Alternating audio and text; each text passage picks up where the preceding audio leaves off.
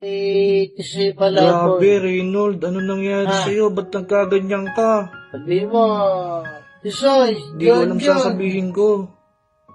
Kinaya mo nga yung nangyari sa'yo nung nakaraan, pero bakit ganyan naman ang nangyari? Hindi ko, nauutal ako, butot balat ka na. Kakawa naman. Sana naman may iba pang makatulong sa'yo, hindi lang ako. Dito pinapakain. Madami ka rin naman tropa, pare. Talagang payat na. Gusto kitang tulungan, kaya lang hindi naman sapat ang kakayanan ko. Dahil may pinapaaral pa rin ako mga anak. Sana tulungan natin si Reynold. Sa mga kaibigan po namin. Tatanawin ko po isang pinakamalaking utang na loob habang ako'y nabubuhay sa mundong ibabaw. Hawat habag po talaga ang nararamdaman ko kay kaibigan Reynold. Nakasali. Maraming salamat po sa tutugon po.